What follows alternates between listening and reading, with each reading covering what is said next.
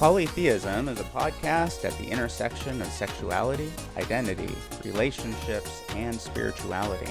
If you're seeking a deeper spiritual connection in these areas of your life, we're hoping to be companions on your journey. Whether you've been hurt by religion and are looking for healing, identify with a faith tradition and are looking outside of the box, identify as spiritual but not religious and want more, or are looking for meaning beyond what is in your life, we believe we can do this together. Through love, curiosity, and wonder. Hey there. Hi, Justin. Hi, Sandra. How are you doing? It is a beautiful sunny day here in Seattle, Washington. You sound like a radio person. Weather is really nice outside here in Seattle, Washington. We're going to be having the greatest hits of the 1980s coming up a little bit later, but for now, the news. Oh gosh, can we please not do the news? Can we please not do the news? The news is awful right now. Oh, it's so bad. It is so bad. I know. Why is it so bad? Yeah, we are recording this on April 10th, 2025. Yeah. Riding the financial roller coaster that is the rather ham-handed, clearly insider trading activity that has gone on at the White House level that just astounds me and horrifies me and reminds me that there are a lot of people in this world who are only about winning, and it's gross. It's really gross. Yeah. Mm-hmm. It's really bad out there. Yeah. One of the things I think that you and I share is a real emphasis and desire to support community. And it is always a deep disappointment to me to find out that there are so many people that just don't seem to have that. Yeah. And now is the time, most especially, to find community. Right? Whatever that is, however that looks like, find community. Because we cannot do this alone. Nobody can. Yeah. Yeah. And I mean, we have been, gosh, I don't know for how long. I don't know if this is like since the beginning of the American experiment or, anything along those lines. I'm not a historian, but for a very long time now, we have held up the concept of being fiercely independent and being able to do everything ourselves. And that concept of that being an American has really damaged our communities and our resilience, because resilience is not about individual ability. It is about community and connection and the ability to work together to weather the ups and downs that come. Yeah, and this is how we evolved as a species, at least as far as I understand my biology, is that human beings developed as a species that depended on one another for survival. We see this in a lot of other sapiens, right, around the world. Mm-hmm. And yet we have this weird cultural notion that have this like radical self-sufficiency. Got to bootstrap yourself everywhere. And it's like, oh my God, I have never seen a person in the hospital get through a serious injury or illness alone.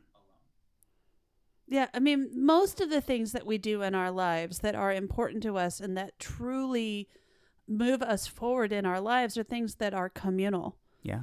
And I mean, one of the things that we can absolutely point to as important in our growth, and one of the things that we talk about a lot actually on this podcast, is the social rituals and the social practices that make us feel human, that make us feel adult, that make us feel like we're part of our communities and that we are part of things. And how hard it is sometimes when you're dealing with alternative sexualities, like polyamory, like any kind of queerness, how, excuse me, how that makes it very difficult to feel like you're part of Mm-hmm. rather than separate from, because a lot of the rituals, a lot of the practices are no longer open to you, Yeah. right? Yeah, and our culture, at least in the United States, has largely lost many of the rituals and practices that led to social bonding. Tell Right. tell us more about Yeah. that, And so what because I'm talking about is, I mean, we still have kind of these celebrations when, if somebody's pregnant, if a baby turns 1 years old. We still have a few different rites of passage. Whether it's moving into high school or graduating high school, graduating college. In some cultures, you have like in Mexican American culture and Mexican culture, you have the quinceañera. mm-hmm, In Jewish culture, you have a mitzvah or a bar mitzvah. mm-hmm. These still exist in certain places, but by and large, none of American culture or like the day to day have any of the marked rituals and practices that can really bring meaning and connection. And what I'm talking about is in agrarian cultures, there would be communal meals, Mm-hmm. right? People would wake up, there would be, of course, meal preparation and all of this, but largely people would either do it around with the family and or around with the community. But even now, I mean, many of us get up, grab a cup of coffee, or at least I do this. I get up, I grab a cup of coffee, I grab a protein bar, I hit the gym. At lunch, I sit down by myself and I eat my food in front of my computer as I'm like charting on a patient note. Like, there's no time to stop and just savor a moment, whether it is a moment to myself or a moment in connection to another person. Yeah, and if the culture as a whole has lost a lot of those practices and a lot of those communal connectivities, then how much harder is it for us as polyamorous people who are not living in that nuclear family, who are not Mm-hmm. living in that common tradition, who are not living in those kinds of ways? How much harder is it for us to find those practices or those rituals that keep us connected? Yeah. And in American culture specifically, and I'm thinking about Christianity, but other religious traditions, the week used to be kind of run liturgically. And what I mean by that is that Sundays would be time for church, or Mm-hmm. if of another tradition, sometimes it could be Fridays or Saturdays. Mm-hmm. But however it was, the week was broken up around these times of gathering together for ritual, for worship, for gratitude, for these things, and largely our culture just doesn't have that anymore. Yeah, I read Right. somewhere, I wish I could remember where, but that like it actually looks like today we spend more time working than a medieval peasant did Yeah, in their lifetimes. So that's a I would I love don't to know if read that's that. true. Please don't quote me on it. I know I read it somewhere and I have no idea how good the source is, but just the thought of the that with all of the technology that we have and with all of the abilities and the functions that we have in this world today, that we are actually working harder And longer. than and longer than people that say in the Middle Ages did, Hmm. is really a very depressing Yeah. and idea. and I imagine that a lot of that, we're not necessarily working physically harder, Yeah. right? However, cognitively, we are working perhaps harder than any other time in history. Yeah, and our brains haven't caught up. The brain anatomy, just the very, the ability, our body's ability to manage all of that has not kept up. Yeah. Our brains were not meant to do 8-hour sprints of hard thinking. Right. Or even 1-hour sprints of hard thinking. Yeah. For Or that matter. or multitasking. There's a Yeah. lot of really good research right now that is showing that multitasking actually hurts the human brain. Well, what research shows is that none of us actually multitask. Yeah. Right? We're never multitasking. We are just task jumping, task hopping. Mm-hmm. And some of us can do that a little faster than others, but in all of it, there's cognitive impacts. Yeah. There's cognitive load that creates problems for us to be able to continue to do it. And the more that you pile that on, the harder it gets. And that's because our brains were not designed for that. Even non-neurotypical brains are not designed for the kind of work that we do in the 21st century. Yeah, or at least the kind of work that requires a normativity of, sitting in a cubicle, churning out whatever you're churning out. TPS forms. EPS forms. I'm going to have to have those EPS forms by Saturday, Sandra. Yeah, I'm going to need you to come in this weekend. Oh, that's a brilliant movie. Yeah, oh, my God. Space. I wonder if anybody out there even remembers that movie. I hope so. Everybody go and watch Office Space. It's definitely a great reflection on kind of modern corporate work. Mm-hmm. And a reflection on what does it mean to find happiness and contentment. That is, because you're not going to find it in your job. Yeah. You're not going to find it in a cubicle. Very likely that's not where you're going to find it. Mm-hmm. And one of the things that we definitely wanted to talk about when we started thinking about this podcast is how do we bring back some of that sense of living, honestly, into our relationships. We were talking about this before we started recording. You and I have seen quite, between the two of us, we've seen a number of ways in which people deal with polyamory and make sure that, that their relationships and their connections are still good and everybody is still happy and that sort of thing. And it runs the gamut from, basically some things that are almost like quarterly relationship reviews that that feel a little bit like quarterly business reviews, all the way down to like, this is the thing that we do when we step into the place that we're going to spend a weekend. Mm-hmm.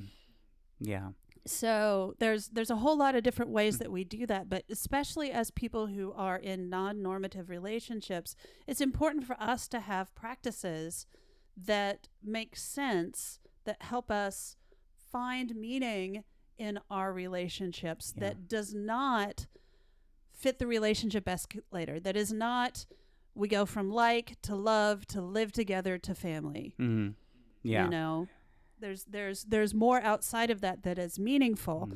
Mm-hmm. And I think that's our topic today, isn't it? Yeah, and our topic today is spiritual practice in relationship. And everybody might be wondering, it's like, what the hell was all of that, 10 minutes before this point, which just is to set up this idea that we as individuals and in relationships, and those of us who are polyamorous, who have multiple relationships, the role of spiritual practice and ritual in ourselves and relationship can actually help us go deeper and provide the self-care necessary to weather when life is a shitstorm, which is kind of what we're experiencing right now in the United States. Mm-hmm. Right. Now, when I talk about spiritual practice and ritual, even going back to this idea, well, what is spirituality? It is existential and ontological meaning making. Spiritual practice, at least the way I define it, is any kind of activity that is done with intentionality and mindfulness. Okay, so it doesn't require worship. No. It doesn't require...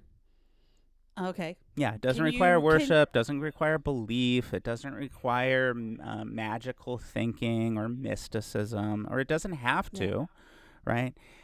A good example is that one little tiny spiritual practice I have is when I make myself a cup of coffee, I pause, or at least I try to pause, for 30 seconds to hold that cup of coffee, have the aroma of the coffee as it's warm in my hand, and just be thankful for that freaking cup of coffee. Yeah. And let me tell you, that is a damn fine cup of coffee. Yeah, it feels better because you've taken a moment to make the act intentional. Yeah. I think that is, if I think back to, my own family history, my family of origin, one of the things that my parents really made a big deal out of was sitting down together for a meal. Mm. And the further away I get from that, because I am married, but I don't have kids, there's a lot of ways in which I don't fit into the let's sit down for a meal together on a daily basis community. I just don't. That's just not the life that I have. The further away I get from it, the more that I see that as a spiritual practice. Mm-hmm. There wasn't prayer. There wasn't anything along those lines. It was literally just, we are going to take a moment to sit down and spend the time in which we are sustaining our bodies, also sustaining our minds and our hearts. Yeah. And relationships. Intentional. Yes. Yeah. Absolutely. Going back to this idea is like our brains were designed for community. They were designed to be communal. They were designed to be part of a whole. And if we're trying to be the whole all by ourselves, we very often find that does not fulfill us. Yeah. And right. I know that there's been some really great studies around the role of sharing food with human beings. When we share food with one another, we have less feelings of aggression, less feelings of resentment, and more empathy and empathetic connection. Oh, wow. Yeah. I didn't know that. That's cool research. Yeah. And it is this idea that, we did evolve to feed each other. Yeah, we evolved to help each other survive. And it is incredibly it's vital in any kind of relationship that you have to find those things that feed you. So, Sandra, what spiritual practices do you have in your life right now? That's, now that you have said that a practice is anything that's done with intentionality and mindfulness, there's actually quite a few that I do. First, in my relationship with my husband, there is we connect every morning, right? And part of that connection is saying I love you. And I also find that when I'm thinking about it, anytime that he and I are in a disagreement and are feeling disconnected, we say I love you. And then whatever else follows. And that really helps us get back to the place where we are thinking about ourselves together and not us as two separate beings. Nice. And that really, really helps. I also have some rituals that I do, I would call these rituals actually, because they require some setup. They require some thinking about it ahead of time, that sort of thing. When I make my bed in the morning, there are certain things that I say that remind me of the way that I want to approach my day. I pull a tarot card. Most mornings, not all mornings, but I pull a tarot card and I read it. I specifically write down what everything means, and then I reread it and think about it for a moment to help guide my day. It's a way of trying to be in flow with the world rather than against it. And I have a lot of them. I have a practice that I do in the shower that is about connecting to my body. And then, we have ones that we have set up as well, practices that help us stay connected. Yeah.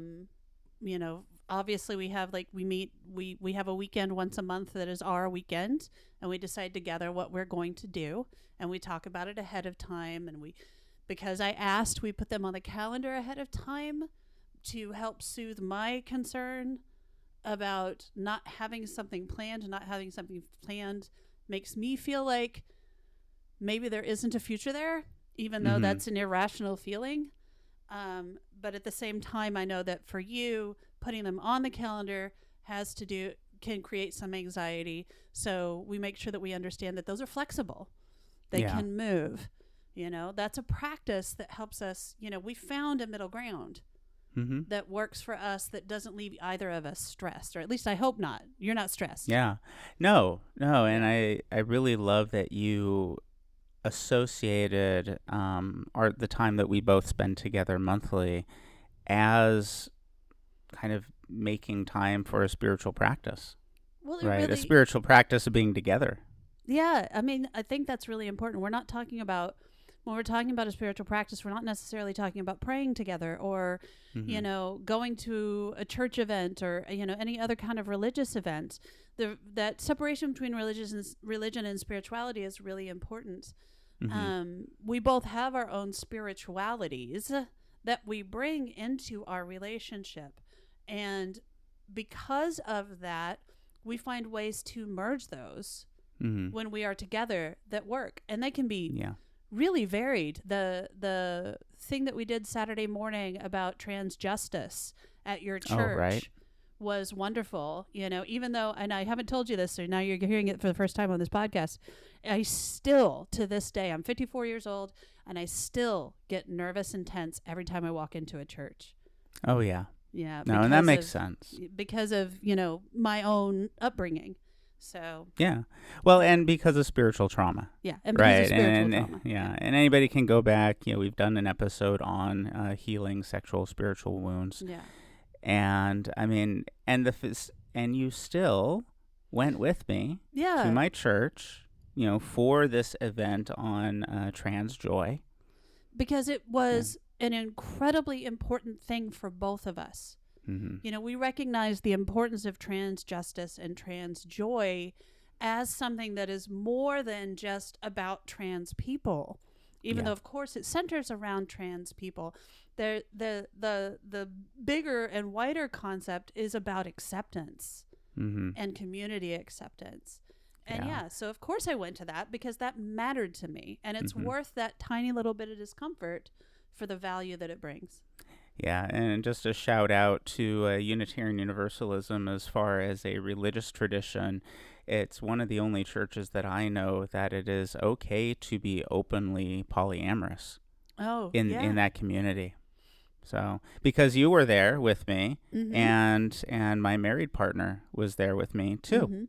Yeah. Right? And we were all sitting together. And we actually in a even went up church. to the speaker afterwards and talked about our relationship, and it was very well received, and that's somebody that we hope that we'll have on the podcast in the future. Yeah, that would be really great. So and what about go ahead. Yeah, and going back to our planning our time together as a spiritual practice, I feel that it's because it checks those boxes. We intentionally talk about it, and we mindfully plan it. Right. And so, using those as kind of like a way of making sure that something is spiritual, and by spiritual meaning that meaning making, right? It is important. It gives me joy. I do it because there's pleasure involved, and there's connection, and all of these things. That's why I think you're right to define that as a spiritual practice. Other spiritual practices in my life, I was going to ask, is that I have every day when I go into the hospital, and I go over a bridge, that goes over one of the many, many bodies of water here in Seattle, Washington. When I go over the bridge, I try to center my intention of going into the hospital with, allow me to be who other people need so that they may find healing. That's lovely. All right. And it's just that, it's only 5-10 seconds, but just in that moment and marking it as like I'm going over this body of water, it kind of it serves as a threshold in a way, and marking that threshold with an intention. Kind of like how you spoke about whether it's in the shower or making your bed or drawing a tarot card. I do the same thing coming home from the hospital.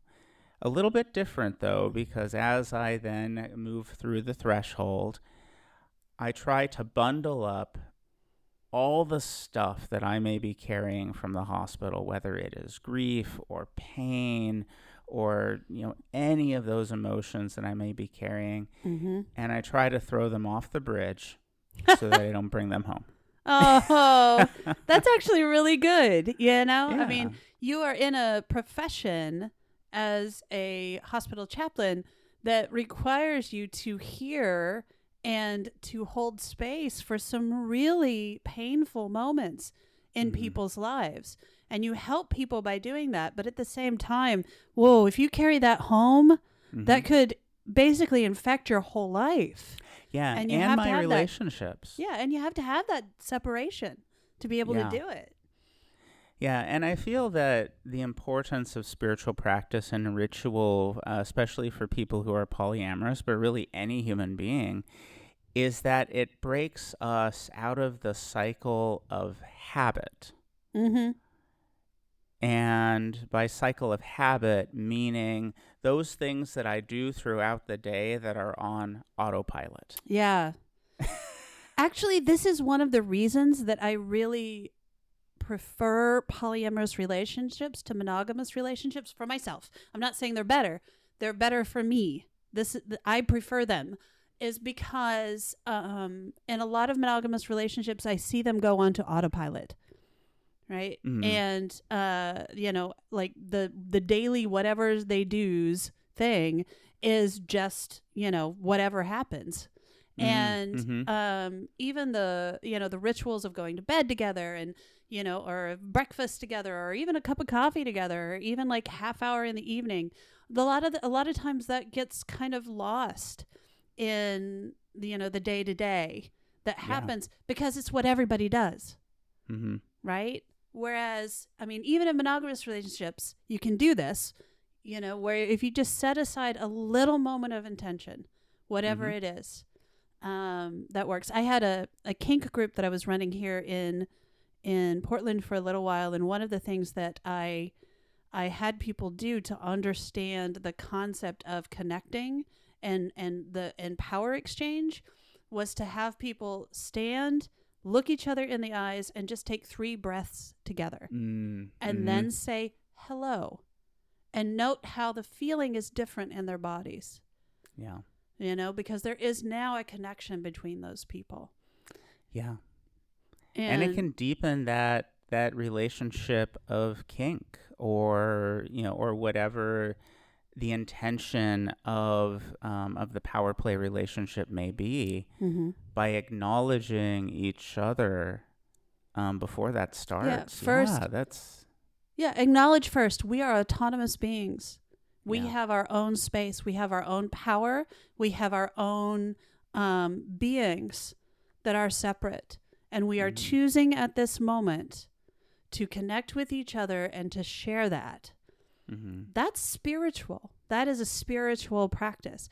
And you can see where people who practice kink in a spiritual context can get, like Lee Harrington, when he was on, talked about, like, it can feel a little empty when people say, oh, I don't want any of that spiritual stuff in my kink, because that is so powerful. And when I hear that, when people dismiss the spirituality, I understand where that comes from, because it's a rejection of the toxic, magical thinking that a lot of people are oppressed by in our culture. Yeah. Oh, God, yes. Yeah. And yet to reject the part of it that is meaning making and connection building and joy inspiring, I think the rejection of that can, like you said, make things feel hollow and make people feel hollow. Again, going back to the TPS reports and the quarterly business reviews, it Right. just doesn't feel, it doesn't even quite feel real. Yeah, as we talk about this, what just jumped into my mind is this idea that when we bring spiritual practice and ritual into our relationships, and as we both talked about, kind of breaking the relationship out of habit, Mm-hmm. then that also begins to fill the cup that may have been drained by all the other stuff that happens in life that just exhausts us. Mm-hmm. Right? Whether it is physical, mental, emotional illness, whether it is the grind, whether it is the rise of fascism, whatever it may be. I shouldn't laugh at that, but you know that laughter is like yeah. pain. Yeah, laugh or cry, but do Yeah. both. And yet these things, just like with a gas tank, the tank becomes empty. And these things allow myself and my relationships to begin to fill that tank, not with exhaustion and fear and anxiety and anger and resentment, all these things, but to fill it intentionally and mindfully with love, Mm-hmm. Mm-hmm. with sensuality, with joy, with Fun. romanticism, right? All of these things. Fun. Yeah. I think, one of the things that is really great about, again, I don't want to just say polyamorous relationships, but any non-normative relationship, whether it's queer, whether it's a, platonic, whether it is like a BFF, whatever those things are, when you put meaning into those, however you do, whether these are super casual and, meet once a year kind of things, or whether there's something where you're with somebody every day, those are things that can help fill your cup. They're things that can help fill somebody else's cup too. But I think we have a really bad habit in our culture of not paying enough attention to the cup that we need to fill for ourselves. Mm-hmm. That is that spiritual well from which we can bring energy to help other people around us. Yeah, very much so. Yeah. Yeah, And we show up perhaps as better human beings in the world. when we take care of Right. ourselves by interacting and making meaning from our connections to others. Yeah, it's like giving ourselves a spiritual Snickers bar. Yeah, there you go. There you go. It becomes spiritually hangry. Yeah. Spiritual hanger. Oh, no. that's a good one. That's a good one. We're going to have to Oh keep my that in mind. I might gosh. have to sometimes call you and say, hey, look, I'm feeling spiritually hangry. You got a minute? I would love that. Okay. I would absolutely love that. And, and the role of humor, of course, like, I think sometimes there is this feeling that a spiritual practice or ritual has to be, incredibly serious. It has to be very stoic, or it can be joyful. Cough, cough, colonialism, cough, cough. Yeah. Yeah. It could be joyful. It could be fun-filled. It could just be, so during the pandemic at the hospital, when everything was shut down and we were wearing spacesuits everywhere,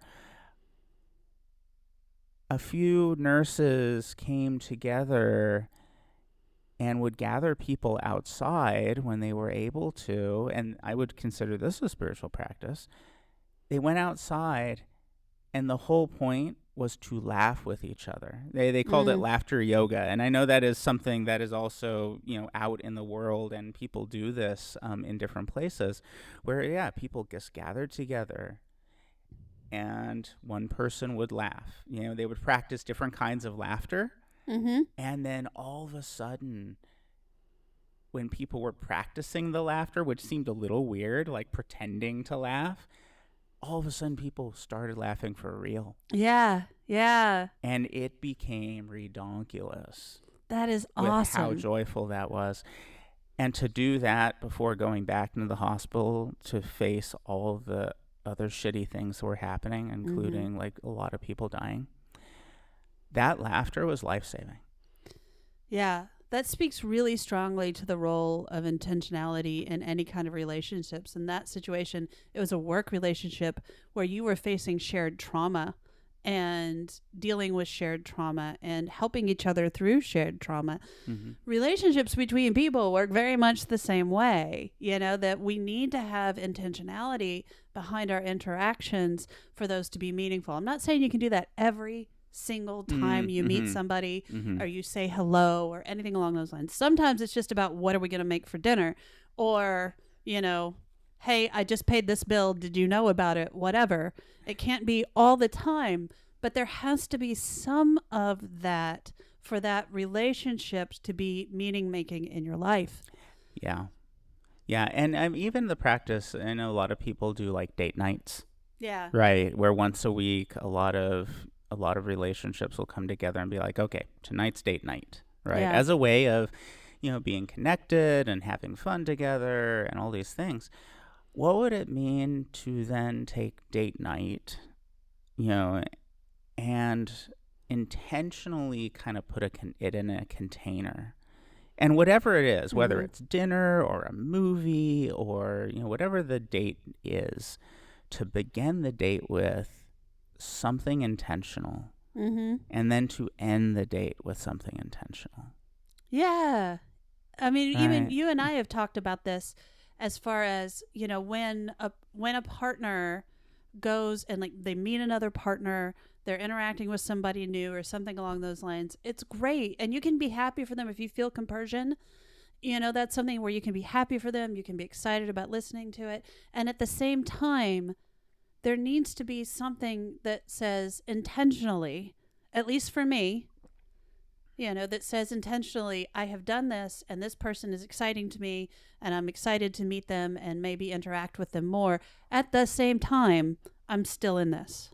Yeah. And whatever that is between us that works is great, I was just thinking about, you said something about date night. I have some friends of mine who do what I think is a really great date night. It's only once a month because it's a bit of an engagement to do, but it's always about one partner chooses the activity, right? And then the other partner doesn't question, doesn't anything along those lines. They just go with it and they try it, right? And that the intentionality behind that is, you mean enough to me that I don't even need to know what we're going to do.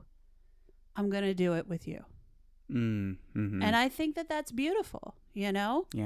So that's a really great one for Nick and I, for my husband and I. We don't do date nights, and but we did when we were younger. But we've been together for 27 years at this point, and literally sometimes like 5 minutes of just pausing and spending time together is what we need. It's morphed to the point that, like, for him and I, a 20-second hug can have as much intentionality and meaning and connection as like a date night would. Yeah. And hugging so important. Can be a spiritual practice if done with intentionality and mindfulness. When my married partner and I were working on our relationship, as we began to open up and engage into polyamory, a practice that we came across that has a lot of data and science behind it, it was to engage in a 10-second kiss. And it may sound like, oh, well, that's easy. When somebody is kissing like mindfully for 10 seconds, that can seem like a long time. And yet what it does, especially with this mindfulness and intentionality of, I am kissing this person to connect with them and to love them and to just have the experience of the pleasure of the kiss, really does something. Aside from just kind of the basic, I come into the kitchen, give Heather a little, kiss on the lips and then, run off to do something else. Like when it is an intentional kiss like that and it goes on for, 10, 15 seconds, that can be a game changer. And it was for us. Yeah. It reopens that potential connection, right? Yeah. A peck on the, a peck on the lips is habit.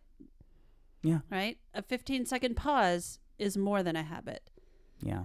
And that reminded me of something that I do intentionally when I am teaching, and that I teach other teachers to do. And that, again, is a relationship. Teacher-student, that's a relationship. And one of the things that I will do to show that I really do intend for people to ask questions and to be involved is I always do a 7-second pause. So if you can entertain this for just a moment, I'm going to ask you a question, and then I'm going to give a 7-second pause, and then you can go ahead and say whatever you need to say. Mm-hmm. So the question is, if you have intentionality, what would you say is the most important intentional interaction that you and I have?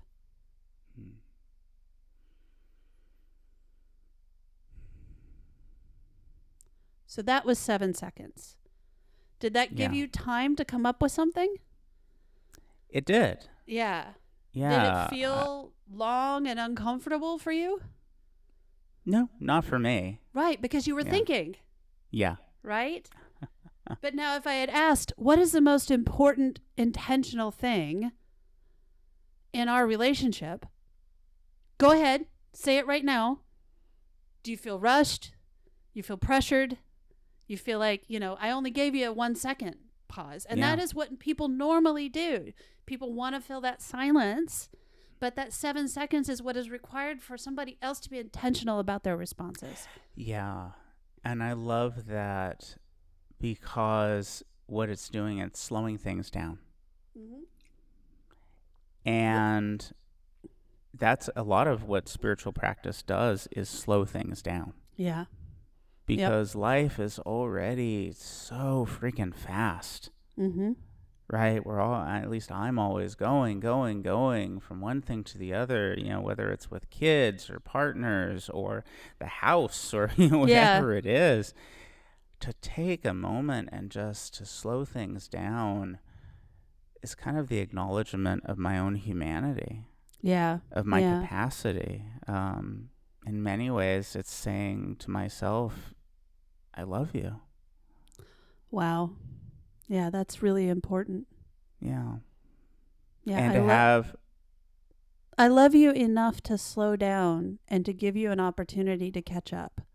Yeah. Right? Like, I know that there are times in my life, in my non-neurotypical brain, that my phone is buzzing and I've got emails coming in and the laundry just beeped and somebody's at the door and all of this, and I just feel really frazzled, where I can take a moment and just take a breath and give myself like 10 seconds to do nothing and to just hold there. I can handle all those things so much better. Oh, yeah. And now imagine if you're doing that with somebody else. That intentionality really makes meaning out of that relationship. Yeah. So what'd you come up with? I have to know. What? The most intentional thing that we do together. Yes. I feel that the most intentional thing that you and I do together are our gummy movie nights. Yes. And for those who are just like, what are you talking about? What's a gummy movie night? So Sandra and I love horror movies. Oh, yes. I'm a fanatic. And I mean, they could be cheesy, campy, ridiculous horror movies, or like incredibly disturbing psychological murder mystery horror movies. It doesn't matter, right? Yeah. It could be monsters, or aliens or whatever it is. Mm-hmm. And yet we take a pot gummy, right, and have food. Mm-hmm. We snuggle up on the couch, and we find a movie together. Yeah. And we watch the movie. And honestly, I look forward to those times. Yeah, it's an us thing. You know how people talk about this this is our thing, in relationships. That's our thing, and it is meaning making. It's fun. It's just fun. We don't like try to make it into anything bigger. You know, Mm-hmm. it's just enjoyable, but it is a thing that we know that we can do together. I wouldn't be upset if you took a gummy and watched a horror movie with somebody else. I Yeah. doubt you would feel the same if I did, you know, but for us, that moment of doing it together, choosing together, watching together, snacking together, cuddling together is just like, we are in this, Yeah. you know? Yeah. It's, And I really feel like it brings both of us joy and connection and allows our mhm. relationship to be better. Yeah. And something that I have found that is important to me as our relationship has developed as something that I think of as as spiritual, right? It's intentional and spiritual is being able to sleep next to each other that once a month. Mm-hmm. You know, being able to reach over in sleep and be able to touch you and just Mm-hmm. know that you're there. I don't need it all the time. I didn't think I would need it ever, you Yeah. know? But I do. It's something that I've found really meaningful to me. Yeah. So, And to me too. yeah. For me, physical touch and like skin on skin contact, whether it is sexual or sensual or however that is in consensuality, is for me. I mean, that's really connective for me. Mhm. Like it really it helps everything else melt away and allows me to just be in a space of just pure bliss. Yeah. And yeah, I love that. Right? And for me that is a spiritual experience. Mhm. And I wonder, yeah, how can anybody create something like that into a practice? It would be pretty easy. Yeah. I mean, there's a lot of different ways that we could put together practices that help us be mindful in our sensual interactions.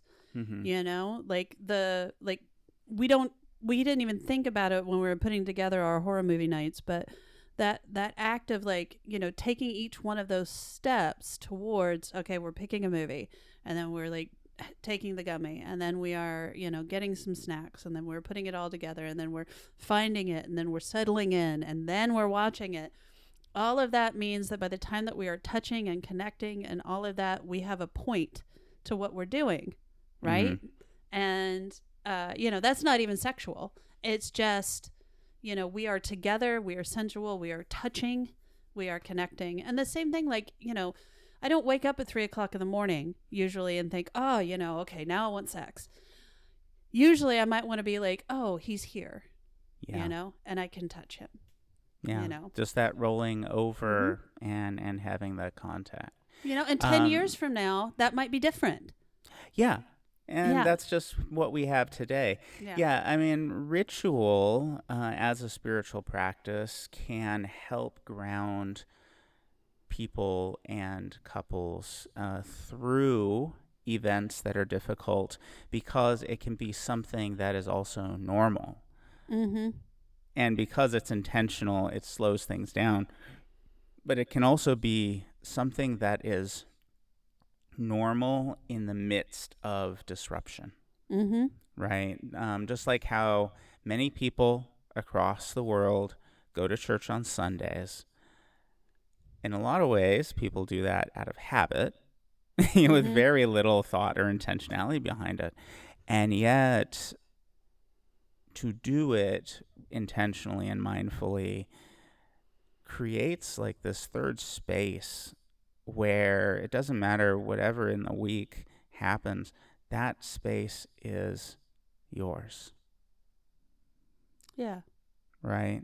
Mm-hmm. That time is yours. And because it is known, because it is repeatable, because it happens on set times, that brings a sense of stability and comfort. Yeah, I mean, Like, this is the whole idea behind me wanting to have something on the calendar once a month, right? It gives mm-hmm, me a sense of stability and comfort. You want me here 6 months from now. You want me here a year from now. yeah, And, you know, who knows what the world is going to bring in those times. But, you know, for right now, I am telling you that that is what I want in the future and that we have plans together in the future. yeah, I think that's an important, like, there's this very natural tension that melts away a little bit in being able to do these kinds of practices together. That tension is between individuality and autonomy and connectedness, right? Like anytime that you are opening up your boundaries and letting somebody in, there's vulnerability, there's, the potential of harm, there's a lot of, things that you have to consider when choosing to do those things together. And I think, it's important for us to keep in mind that tension and breaking that tension is part of the meaning, right? Yeah. That's part of the point. Yeah. That, we are deliberately and specifically opening ourselves up to another human being. It's like, I can't think of exactly what anybody, have you seen The Dog Whisperer? Yes. Okay. Yes. So like some people don't like it, all this other kind of stuff.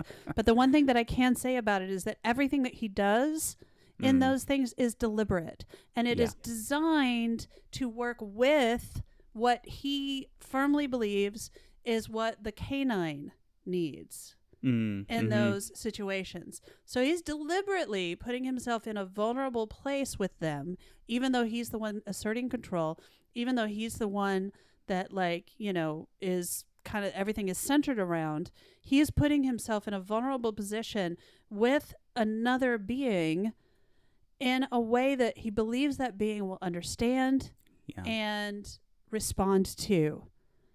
And that, and it works. It works. Yeah. So, that, and that is very much part of the mindfulness of doing things together. It is about stepping outside of your own brain, not just saying, what do I want, but saying, what do we want to create together that makes meaning for us? Yeah. Yeah. And it fills us, right? It's all about connection building and the growth of connection, whether it is the connection with myself, the connection between you and I, the connection between my married partner and I, the connection between me and life, right? Whatever connection needs to be centered and built. Yeah, spiritual practices help us do that as human beings, because we are meaning makers. And how we make meaning in the world affects my mood. It affects my behavior. It affects my whole day, my whole week, my whole life. There's some really good research that shows that people who have a daily meditative or mindfulness practice have shown to have higher levels of happiness. And happiness, not necessarily like these ecstatic moments of pleasure, but happiness measured in the idea of being content and accepting and joyful in oneself, regardless of kind of what is going on around. Right? And, to do these things in ourselves and our relationships, I feel really does nothing but build them. Yeah. Yeah. It helps us be better lovers, better friends, better partners. Better parents. Better people. Better leaders. Yeah, better people all around. And in this time, in this place, especially in the United States, we need that. We need better people. We need better partners. And this is a place to start. Yeah. Yeah. So wrapping all that up, Justin, if somebody came to you and said, hey, look, I need to build intentional practices into my relationship with this other person, how do I go about that? What would you say? Yeah, I would say, okay, well, start small. And the reason I say start small is that when new practices are introduced into behavior systems, if they are huge and elaborate and take a lot of time, they are harder to do, Right. Yeah. right? And so, yeah, when people are in the hospital and have no experience around practice or anything like that, and they're asking me like, hey, can you give me something that can help me survive my hospitalization, mentally, emotionally, spiritually, Mm-hmm. I say, okay, well, let's start with 5 seconds. Mm-hmm. Right. And so if somebody were to say, hey, I want to do something with me and my partner, for our relationship, I would probably turn to that 10-second kiss. Mm. I would say, okay, can you and your partner just take a moment, stop what you're doing, sit down or stand or find a space other than where you are, Mm-hmm.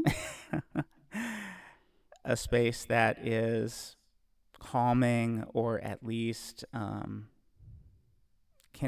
bring you two together. Look into each other's eyes, smile, say I love you, and kiss. It's a good And start. in your mind, you know, you can just do the beats, 1, Yeah. 2, 3, all the way to 10, and then separate, look into each other's eyes, and say thank you. Oh, the gratitude is really good. I Mm-hmm. like that. And that's it. Yeah. So all in all, maybe 30 seconds. What would it mean to do that once a week, every Saturday morning? Yeah. Right. And And just and go yeah. ahead. Yeah, and I would say, start small. Start there. Yeah.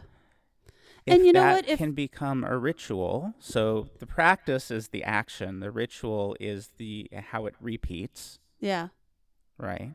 Mm-hmm. When that becomes a ritual, then look into what are some other practices or rituals that also Mm-hmm. could be life building. Yeah. Yeah. And I think something that, just to take it one step back away from that and to relate it to all types of relationships that are meaningful to you, even if they're not romantic relationships, even if they don't involve kissing, there has to be something that you can do together that feels Mm. connecting. I think Mm-hmm. about some of the stuff that Nick and I do that are not. Do you hear that fuzz? I'm hearing a buzz. Like a really Oh strong yeah, buzz. no, it's showing up on my. There you go. Oh, that was weird. Yeah, no, there it is again. Oh, uh, okay, Something's loose. It's working okay. now. Okay. I think of some of the things that Nick. Oh, really, really? Yeah. Right in front of my Okay. podcast. Right in front of my podcast. All right, let me try I again. don't think I changed. Okay. Do you Okay. hear it? Nope. One of the things that Nick and I do that is, we were friends long before we got together as lovers and partners. And there's this silly TV show called Earthworm Jim. I don't know if you ever saw that, but something that happened in that we just thought was hilarious was people. There were these two scared creatures, and they looked at something that said, "Ah, something green," and they looked at something else and said, "Ah, something not green," and they were just clinging to each other.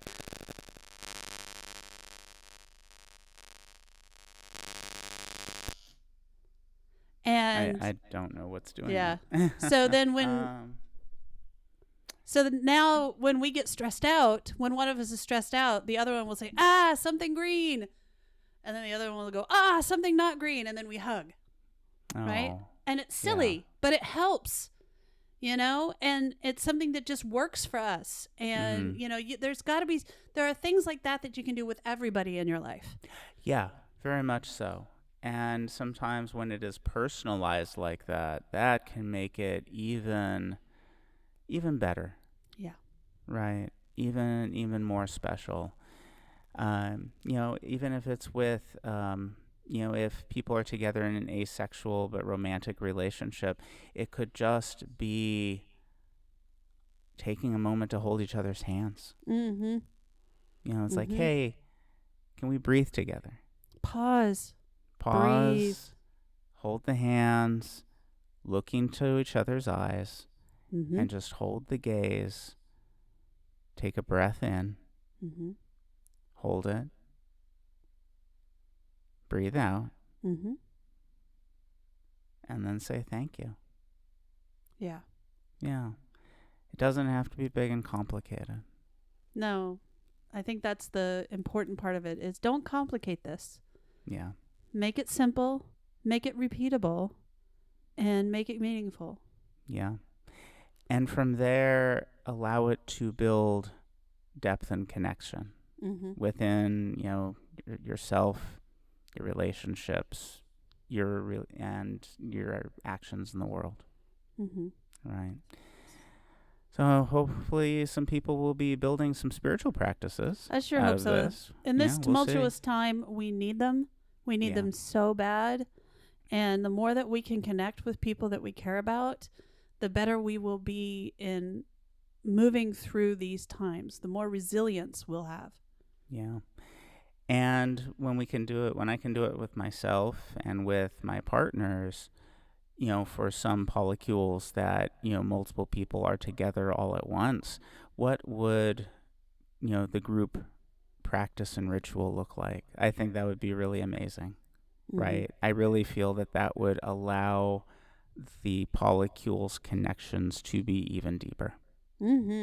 So I would love to hear from a lot of people of what that may look like for them. Yeah. Reach out. Let us know. And we will hopefully hear more and be able to tell you more about that on a future podcast. Yep. All right, Sandra. Until next time. Okay. I hope you have a good, it's almost the weekend. So I hope that you are ready for your weekend and that you're going to have a lovely day. Yeah, you as well. Everyone listening, go in peace to love and serve the world.